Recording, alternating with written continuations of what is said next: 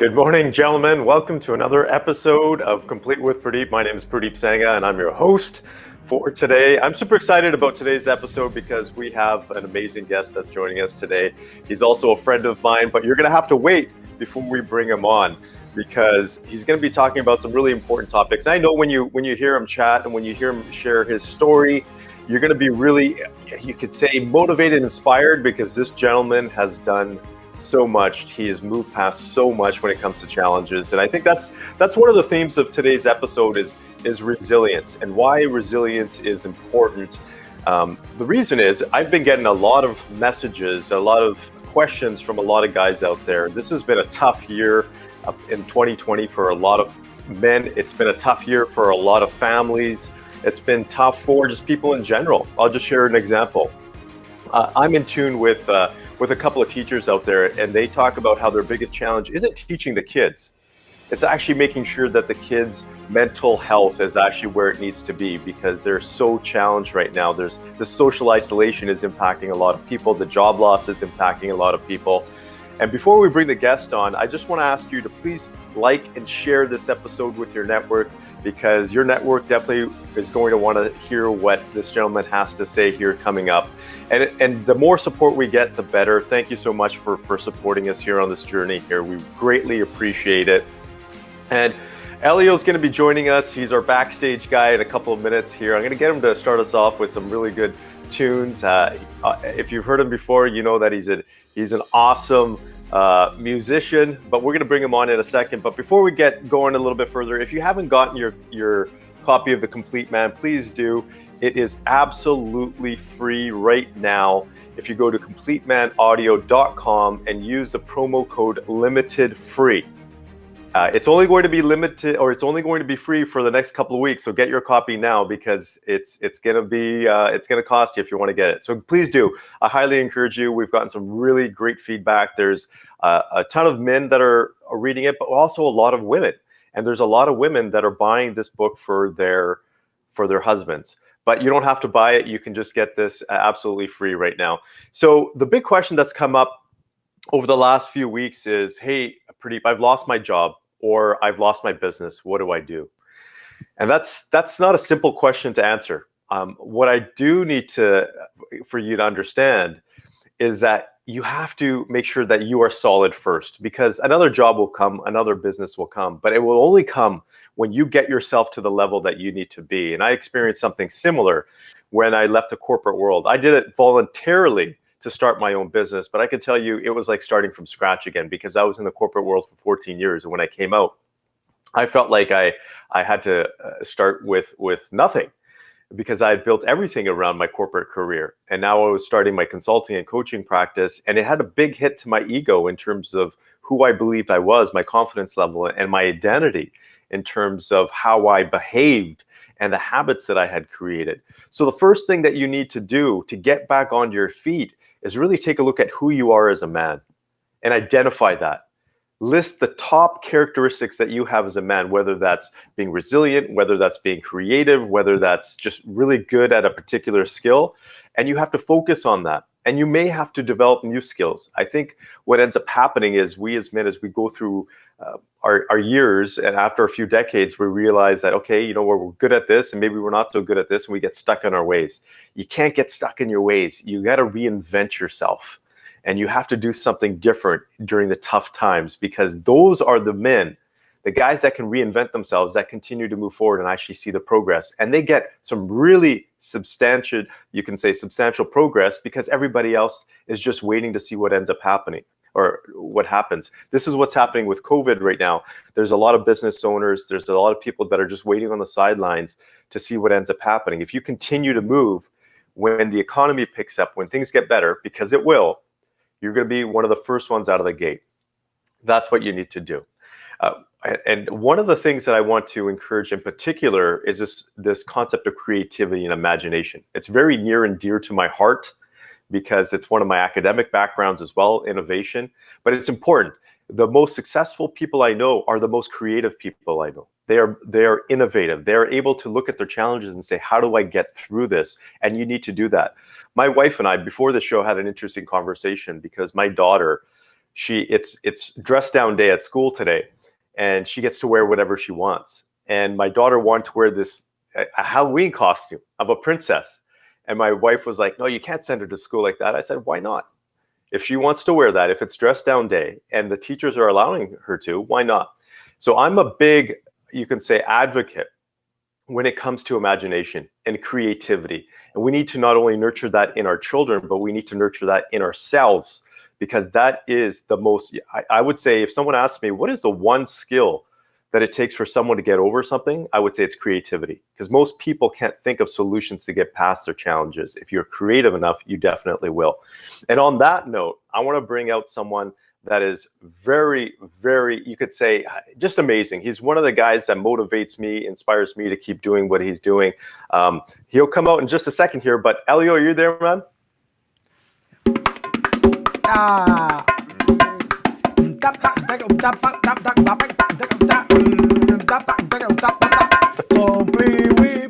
How you doing, Purdeep?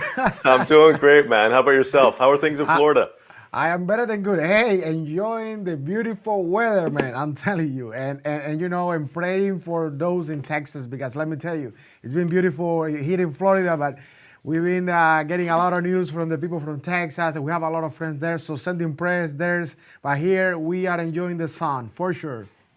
Yeah, Elio, before you head out there, I haven't checked what's happened the last day or so, but how are things in Texas right now? Yeah, right. Better? Yeah, actually, they're getting a little worse because, you know, the snow, well, they've been without power, electrical power for like 2 weeks, I guess. The snow is just hitting hard over there. So, you know. Yeah, prayers go to the families out there. Hopefully everything, you know, it seems like we might be getting early spring. So hopefully in Texas, things just calm down real soon. So for those of you out there, we pray for you. So talk about prayer, talk about resilience, talk about someone that's been through a lot, more than most people can imagine. Welcome onto the show, my friend, Matt Crump, who is also a coach. He's a consultant. He's an international speaker, and he's going to talk about a real cool show that he's going to be a part of coming up here real soon. So, Matt, thank you for joining us today. Hey, buddy. I'm so glad to be here too, man. It's such a great opportunity to be a part of the show. You got 3 copies. You got the bonus. It's so good. It's so good. I had to read it 3 times, 3 different ways. It's so good. Hey, thanks for joining us, man. You know what? And I'm saying this honestly. I'm going to say when I take a look at people within my circle of influence, you're one of the guys that stand out the most because of what you've gone through, the challenges that you've gone through, and maybe you can share with the audience your story, because I want them to be as inspired as I am when I talk to you.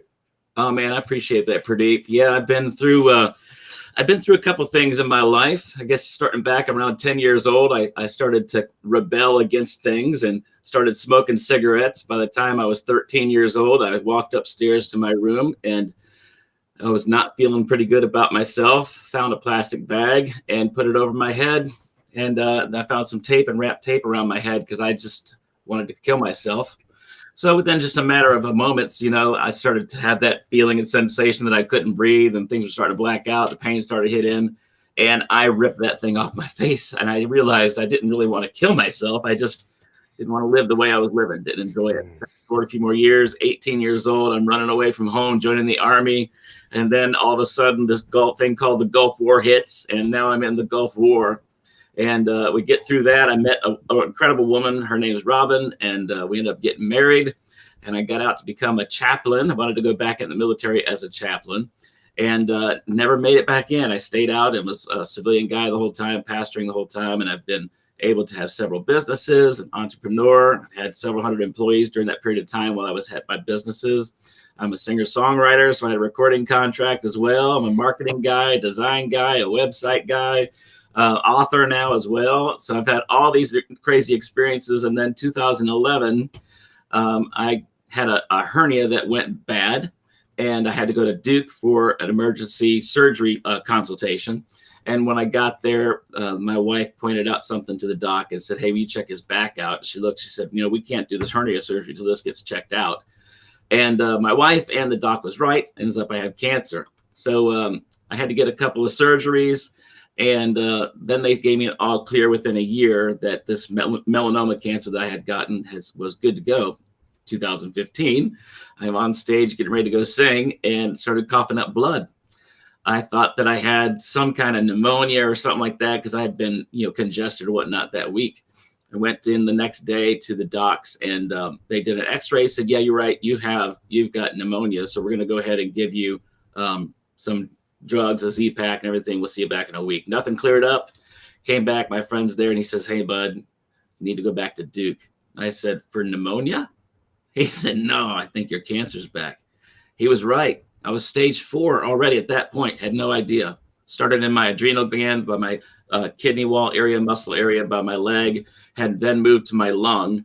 And within a matter of a couple of months after I was on treatment, I had a bleeding brain tumor and I had to have emergency brain surgery.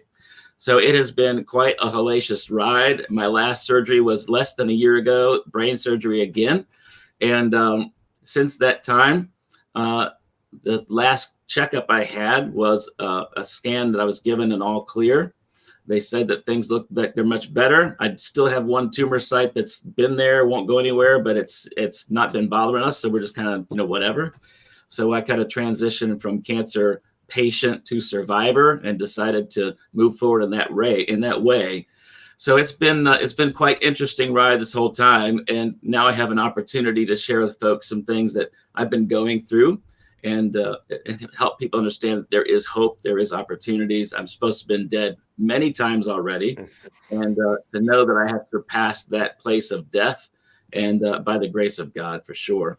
And by some great people at Duke, by the way, go Duke.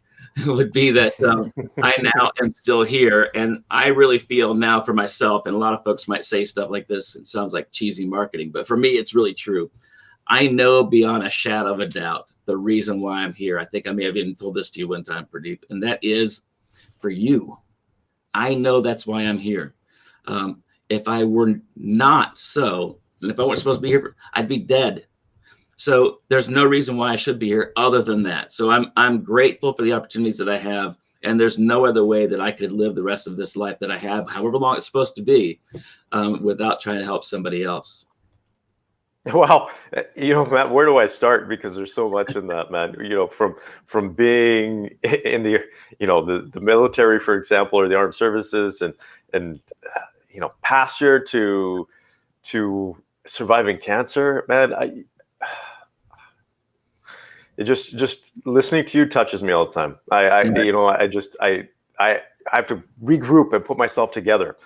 So what are you doing now? We'll talk about challenges that you've gone through, but what are you doing now? I think, with that, I'm excited to see what you're up to today. Yeah, there's been some neat things come across my path here. And you talked about resilience earlier in one of the topics here of the show. And resilience is really, it's the capacity to recover quickly from difficulties, right? And I've been through a few difficulties. So I don't think it's that I have the capacity to recover quickly, probably quicker than I used to.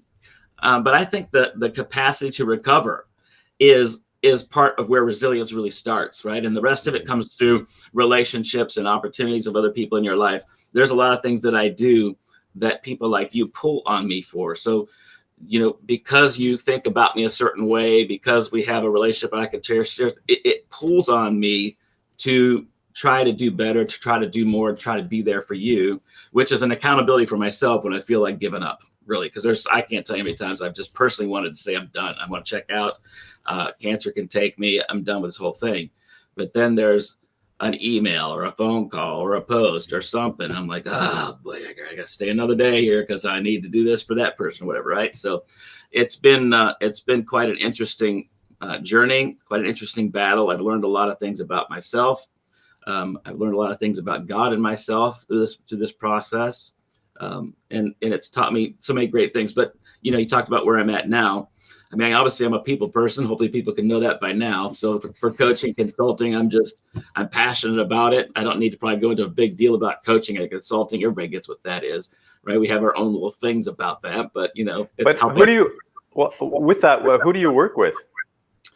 Yeah, that's interesting, because when it comes down to marketing and you're supposed to have an ideal client like Bob, who's 50 years old, got $150,000 a year, 3 kids, a cat, and he's miserable in his job and wants to do his own thing.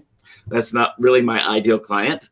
I really feel like anybody could be my ideal client, and that is a bad marketing statement, folks, obviously, and I'll explain that. Because if you try to say, I'm here to save the world, I want to reach the world, because most of us feel we want to do that. When you try to reach the world, you actually reach nobody, because you're not actually clear enough on what that person is or how you're supposed to do it, right? So for me, I feel that because of all the experiences I've had in my life, from drug addictions, from the military, PTSD, cancer, singer-songwriter, author, all things I labeled before, right? I've been through all kinds of stuff, done all kinds of things. So where do you start, right? So for me, it was the fact that I really want to reach all kinds of people. So my content is driven to speak to the hearts of certain people at certain times. So right now I'm doing a series on LinkedIn on trauma.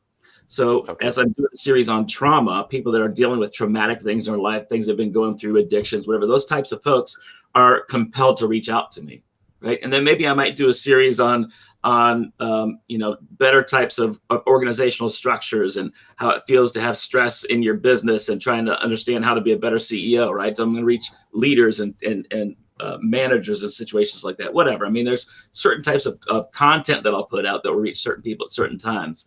And that's really where I can land better with trying to reach the people that I want to reach. So when it comes down to that coaching, consulting, all my plans, my programs, things that I do, they're all the same. Doesn't matter. They're all the same, but my content is what speaks to the heart of a person that attracts them back to me. So I'm not as salesy and as marketing as some other folks might be and have a certain funnel that reaches a certain demographic of people. I'm really trying to reach anybody I can, but I do that strategically through the way I do my content, right? Yeah. So you're genuinely there to help people. Really. I mean, I really am, right? And it's just so hard to get people to believe that sometimes, because so many other people say that and they're not really, and I really am, right? And I think that too personally. And that's really what I want to do. So that's what I've been able to do for almost my whole adult life. And then of course now, since the cancer, I had a music store prior. So Ilya would like to know that I had a big music store and I sold all the instruments and had students to come for lessons and whatnot. And there we go. See, I had congos and bongos. I had a whole Latino section over there. He'd have loved coming to the store. So I missed that because I was really enjoyed the relationships with people. I tell people it'd been easier to say that my music store was actually a nonprofit organization, because we weren't bringing in the dough. But I had tons of people that come through the store all the time, and they just wanted to be there because they enjoyed the presence. They enjoyed the things that I was doing for the community, and it was really relational, right? So I have enjoyed that. But So now where I'm at is, of course, the coaching consulting is the major part of what I do, what I'm trying to accomplish in my life to help other people. But then of recent, there's a new reality show that's out right now called The Social Movement. And I found out about this thing. I was Googling one time for information and content for one of my videos that I was making. I came across this trailer. I was like, what is this? And I saw this thing. I said, man, I got to see what this is all about. And within a matter of a week, maybe a week or so, I was contacted by the show, and they said, hey, we would like to have you as a partner and be on the show.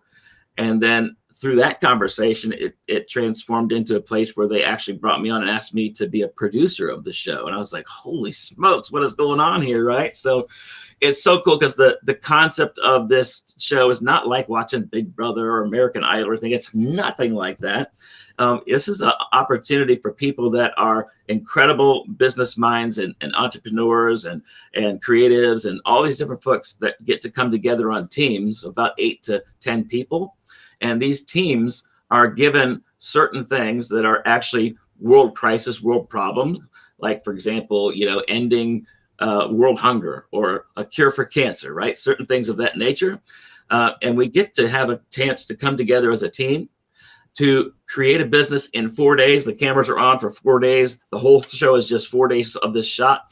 And we have to, round the clock, figure out a way to create a business that finds a solution to that problem and works on it, right? So And then there's investors and all kinds of folks. There's all kinds of surprises coming on the show, but there are opportunities for people to invest into these businesses, and they stay an active business to actually like be the one that does this thing that ends cancer or stops hurricanes or ends world hunger or whatever. It's amazing opportunities for amazing people to come together in a 4-day period of time and create something that will definitely change the world. Like you and I, we want to do things that change the world, right?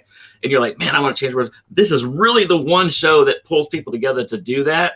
And, you know, to do something like end cancer or something like that, that's millions and millions and millions of dollars. I mean, that's really hard for one person to do. But to come together with a place like this and resources like that that can make it happen, man, how cool is that, right? So yeah. I get to be on this show, and I'm super excited. And the first season is getting ready to launch here on Labor Day here of this year. Awesome! Yeah. So I'll be on season 2 in Miami. And what's the name of the show again? The Social Movement. Social Movement. Definitely have to keep an eye on it. Amazon Prime and Roku and Xbox and all those places that you can find online. It'll be all those areas. Awesome. For those of you out there, definitely tune into that show. That's great. So Matt, obviously with everything that you went through, there's a lot of people that are watching this that are feeling down and out right now too. How did you get through those toughest times? And you got a family, right? You're not alone. What did you do? How did you get through it? Yeah, it's tough. I guess we're still getting through it, right? So it's understanding how to know that bad things are going to happen to anybody. I've learned that personally. You know, you never expect to be the person that gets stage 4 cancer. You kind of see it on TV or hear about it from somebody else, but when it's you, it's something else. And one thing I learned is when you have cancer, it's not just me. It's my whole household, right? Everybody has to deal with it. It's a whole different scenario, which causes all kinds of different issues and problems with kids and my wife. And there's a lot of things that happen in that process. So it really comes back from things you've done prior to those moments happening, right? How are some of those things that you really focus on in your life? Like what does resilience really mean for you, right? How do you really overcome these obstacles and these things that are in your way quickly? And that doesn't just happen for people that just think, oh, I'm going to be resilient today, right? I mean, it comes through a place of practice and discipline and focusing in how to make some things happen in your lives. I mean, for us, we're a family that goes to church. We're followers of Christ, and we have some values and some points in our lives that we follow, and we've got instructions called the Bible, right? We've got church folks. We've got people in our lives that are accountability partners that are there to help us through those things. So that's been very helpful. And then it just comes down to some fortitude. It comes down to some places where you just have to say, I'm gonna dig in, because there's a lot of places where it's easy to just want to give up. For me as a business owner with a music store, you know, I can't imagine.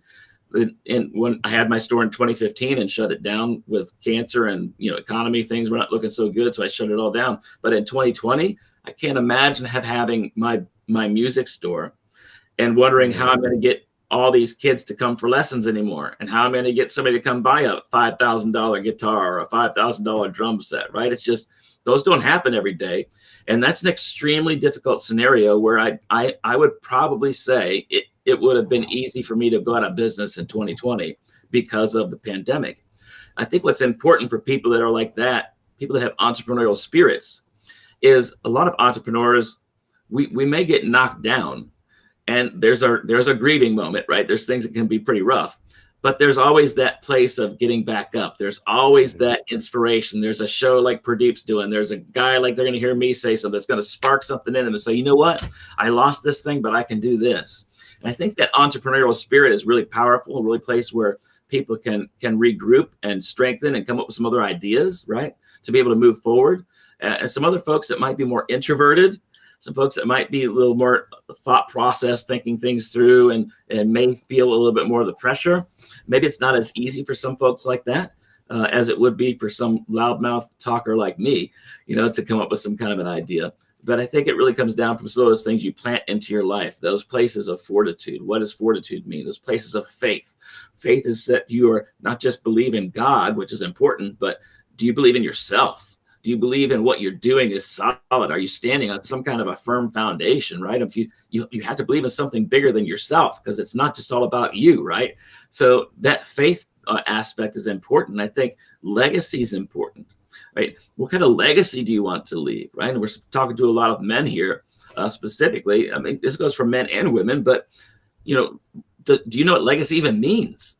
Like, do you really know that if you were to get hit by a bus today, God forbid, right? I don't even want to wish cancer on anybody like I've had to deal with, but let's say something happens.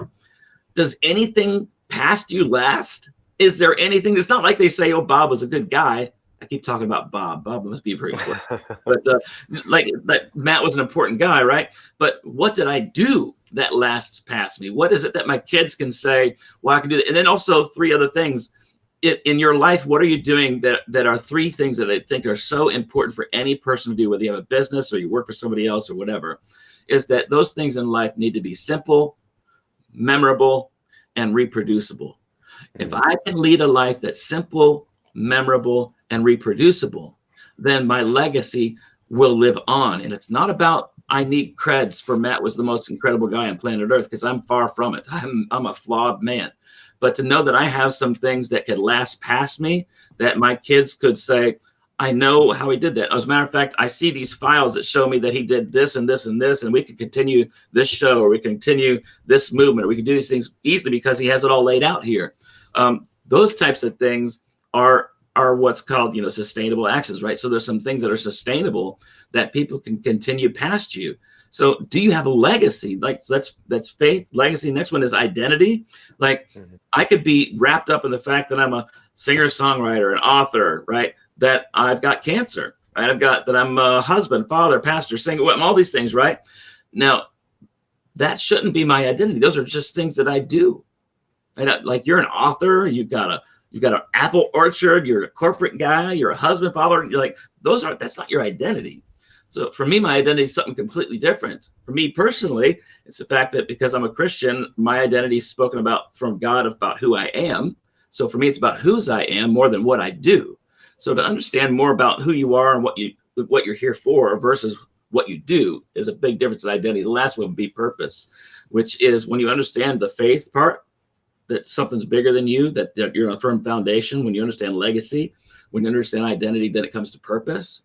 And that purpose is, what are you really here to do? And then you have the foundation, you have the encouragement, you have the fortitude, you have no matter what happens, even if it's COVID, I still have purpose and I'm still going to do this. Even though it looks like everything's shut down, I still can make this happen because I know that I've got purpose, right? So I think those 4 areas for me are what's been a good driving force in my life. Yeah, I would say that all 4 are definitely important. I like how you touched on the identity, because that's important. A lot of us incorporate our roles into our identity, which is okay. But when those roles change, or when we lose those roles, we lose a part of ourselves, and that can be tough. And that's what a lot of guys are going through right now that have corporate jobs or businesses where they tie their identity to the work that they do. It can be challenging from that perspective. And what you talked about, fortitude, I think every guy just needs to have fortitude. Like, yeah, that should be one of the core requirements of being a man, is having the fortitude to be able to push through things. Because I see a lot of guys today, and this isn't really I'm going to say, I'm not cutting anybody down, but I just see a lot of guys giving up way too fast. And these guys have everything going for them too. And there's nothing to, if you take a look at what you've gone through versus what a lot of guys are going through. And I'm not cutting down. Again, I'm not saying that what you may be going through out there is anything less. It's different. But, Matt, you've gone through a lot of stuff there. And personally, I could talk about from the faith perspective. Our faith is a Sikh background. We case Sikh, which is Sikhism in India. And we've been taking a look at this over the last year and a bit, because we have the faith, but we haven't been, I would say, teaching our kids as much as we wanted to. And so this last year, we've been very purposeful in terms of teaching our kids more about our faith. I actually purchased the English version of the first volume of our Bible, the Sikh Bible, which I'm going through and actually teaching my kids the different aspects. I think when people are down and out, faith just has so much power. And being a pastor and on the church side, the community within the faith is so important. that is so powerful. If that's one thing that I take a look at, whether it's regardless of what faith you are, that community is something that I think we need to get back to. And if I take a look at this from a societal perspective, a community perspective, outside of the church, for example, or the temple for Sikhs, or the mosque for Muslims, whatever it is that it seems like we've lost that ability to come together as a community, especially right now. Talk about whether it's COVID or political challenges. And it seems like it's just these small hubs that are left when it comes to community. I think we need to get back to that. And what are your thoughts on that, Matt? How do you think we come together as a society? Yeah, I think what you just said is the reason and the point is that there's life and community. That's where things can happen. I mean, I think about for me, I'm thinking specifically in the book of Acts. There's something that happened there. There was this explosion of things that occurred, and people started caring for one another. It's like if they had a need, it would be met. If they had needed food, somebody would bring them food. If they needed clothes, somebody brought clothes, right? It's not like they said, well, I don't have enough food this month. They didn't even have to ask the question because somebody knew, and they met the need, right? And you can't have that if you don't have a commitment to community. Again, that goes back to where I said, believing in something bigger than yourself, right? So that means you submit yourself to a community where you say, look, I need you, you need me, let's do this thing together. So when you're going through a situation like COVID, for example, and when things are bleak and lots of stuff is closed down and your business sucks or is gone, right? And you're in a position where I don't know what's coming next. That's when you need community the most, right? And that's when it takes a bit of humility, especially for some folks that might be used to a nicer lifestyle, and you submit to a community and you feel like, man, I don't have to ask anybody for anything. It's embarrassing. Well, really?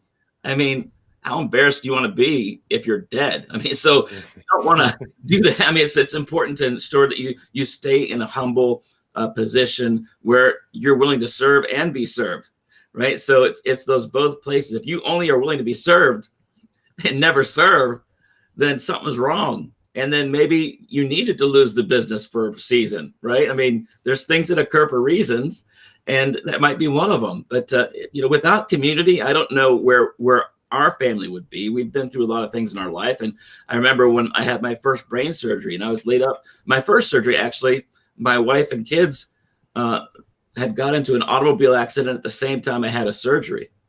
And it was horrific that my wife had a broken collarbone. She was going to plan to care for me because I was going to be home and laid up for a period of time.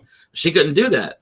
So her mom came and stayed with us, and she took care of things around the house. And during that period of time, for almost a month, almost every day, people in our community brought us food. They cooked dinners and brought us meals, and we had food every day. And it just kept coming. And we had more food than we could eat. We had more leftovers we possibly could eat, right? It was so amazing that what happened because of community was able to sustain us and help us to get from one place to another, that without it, I don't know what it would have been like. I have no idea, because we didn't have to deal with it. So community is so important, as you mentioned. And I think, it comes back to that place of faith is easy place to find that community because you can always find it in a community of faith. That is so true. Absolutely. And what you talked about, I think is really important, especially as men, right? To serve, because I think there's a lot of men out there that are willing to serve. Sometimes they don't know how to do it or what channels, and that might need a little bit of a push. But then to be able to be served, I think that's even a bigger challenge for a lot of guys. Like you said, it requires being humble and putting your ego aside to say, I'm okay taking service from someone else. I'm okay, maybe whether it's food, whatever it is, someone helping me out, because that pride can get in our way, definitely, right? And so the other big piece of pride right there, Purdeep, is the fact that when you're willing to receive the help, it's actually doing the one thing you just brought up, is being willing to ask for the help. Mm-hmm. And there's a lot of men, especially in corporate world, that don't know how to do that. I spoke to one person recently. He is from the corporate world, and he told me, he said, I have a real hard time with this, but I don't know how to ask for help. And I think I need to ask for help. And I was like, really? He said, yes. He said, will you help me? I was like, man, that's crazy to think about this, but there's people that really struggle with the fact that they don't know how to ask for help, or they don't want, right? And that's just not a place where you need to be. It should be easier than that. It's not always easy, right? There is some moments where you have to swallow your pride and it feels like, oh man, but if you're ever in a place where you could never ask for help from somebody, or don't ever want to ask for help from somebody, I think there's a problem there. Oh, absolutely. And I think this is important, especially as guys. We're supposed to be the rock. We're supposed to be the caregivers. We're supposed to be the ones that are so solid that we don't need help, for example, right? That's that perception. And it can be challenged because sometimes we don't have the ability to even tell our wives because we don't want to bring them down. And so we take on this burden of being a strong man, which I believe every man should be strong, but there's also a point where you say, okay, what is in the best interest of me? Because if you go to the point where you don't ask for help and you lower your energy, you lower your health, whatever that looks like, you can't be there to serve your family. You can't be there to serve the other people that you're willing to. So that's important. You know how many CEOs, Matt, I talk to? I would say that this is on a regular basis now where we do some kind of consulting, and I'll get into a conversation with them because we have two arms of the business like you. It's the consulting side and the coaching side. And I'll just end up having conversations because this was a work that I do. And see, the CEO will say, hey, look, you know what? I am stuck. I don't know where to go. I can't go to my board of directors because they look at me as the go-to guy. Right. And so he can't show weakness to his board of directors, and he can't show weakness to his executive team. So he can't go to his I'm going to say subordinates, but I don't like to use that word. People that report to him and say, hey, look, I need your help, because again, he's supposed to be the go-to guy. He's the guy that everybody's supposed to look up to. And this applies to women as well, but because we work with men, I'm using that example. And so they're stuck. And I always tell them, there's an option. There is an option to actually just ask for help. That doesn't make you any less of a man. It doesn't make you any less of a CEO. In fact, the best CEOs out there are the ones that have mentors, that have coaches, or someone that they can talk to, whether it's a mastermind group or just even a friend that they can go to and say, hey, I'm struggling with this. Can you just, maybe you don't need to give me any advice, but just be there to listen. I think we have the stereotype that it's just women that need someone to talk to. It's just as important for men as well. Yeah, I can't tell you how many times I've needed somebody to talk to. There's other times where I felt so alone, so lonely, so trapped in places that if it weren't for a couple of phone calls or somebody prodding me, to say something, I probably wouldn't be here. I don't know how I could deal with some of that stuff without somebody else.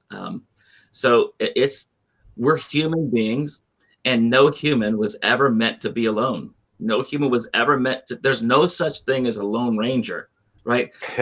Even the Lone Ranger, for us old folks, even Lone Ranger had Tonto, right? So there was just no way he could do it alone. He had to have somebody with him.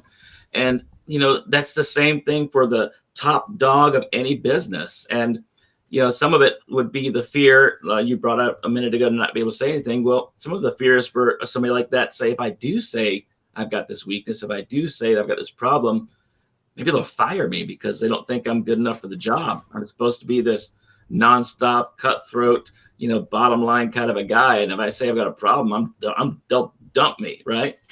And unfortunately, in some cases, that might be true. There might be some just seriously money-hungry people, right? But in most cases, in the humanity of our world, most people will listen. And to be sure, you can find somebody. If it's not somebody in your company, then you can go online right now and find a bazillion people that be willing to listen to you and find the right person that can match up with you. So it's so important to have somebody to talk to, no matter who you are. So Matt, we're coming up to time here. I want to give you an opportunity to maybe share your last, you could say, bits of advice to the audience out there, the guys that may be feeling down, or even the guys like you don't just work with guys that are in tough spots. You work with guys that want to get into the next level, that want to up their game. And also, can you share with us where people can go to find you as well, and to know more about Matt Crump? Yeah, I appreciate that for sure. I mean, my big home that I hang out on during the day and social media is LinkedIn. I'm pretty easy to find on LinkedIn, and I've got a plethora of videos and resources, information there for anybody that wants to stop by. And then you can also visit me at this thing over here called mattcrump.tv, which is my website. Thank you, Elio. It's right down here. And you'll find all kinds of resources that I have available there, as well as my coaching, speaking, things of that nature as well. But my big focus always is to help folks. So those are the easiest places to find me. And I'm desperately, passionately hopeful to be able to serve anybody that I possibly can. It's not even about money for me. Yeah, you need a couple of bucks to pay the bills, right? But I'm not into it to buy a yacht or another house or, vacations or whatever. I mean, vacation would be nice. I wouldn't mind going on vacation. I think that, it'd be good. But, the bottom line is for me to be able to serve others. I mean, I've got, even in our nonprofit organization, I've got three orphanages under our care that we're in constant need of help right now. And even at this moment, we've got kids that haven't eaten in 2 weeks. I've got one of our directors about to face jail time because we couldn't pay a hospital bill for his son. I mean, there's so many crazy things that go on there that require money, and I need people to give for that, right? But there's a donation link on our website for that too. But people just, the place is to be a person who's willing to be a servant, right? And I say this all the time: givers get. So if you're just a person who's a giver, it's gonna come back. It will. But givers get. Now, if you give to get, that's another story. But if you're just a giver, givers always get. Oh yeah, absolutely. It always comes back. Yeah. So thanks, Matt. I truly appreciate you being here. Talking to you every time I have a conversation with you, I'm truly inspired. Thank you for sharing this with our audience. I greatly appreciate it here. And we'll definitely stay in touch. Complete, man. Thanks again, man. I hope you have an awesome day, and we'll stay in touch, definitely. Thanks, Purdeep. So there you go, Matt Crump, a friend of mine, just an awesome gentleman in general, the epitome of resilience. So for those of you guys who are feeling down and out, I encourage you to take a look at Matt and his work, because you will feel inspired by the time you're done. There's just a couple of things that he talked about that I think are super important, and I'm going to paraphrase here. He talked about being knocked down, but not being knocked out. And I think that's the difference. We can be knocked down all the time and still get up. And that's the most important thing that we need to focus on. He also talked about the three elements of a principle that he lives by: having things or doing things that are simple, because that's important. I think simplicity is an important part of life. My grandfather used to talk about that all the time. He said, the more simple your life, the better your life. And it wasn't until I was older until I really figured that out.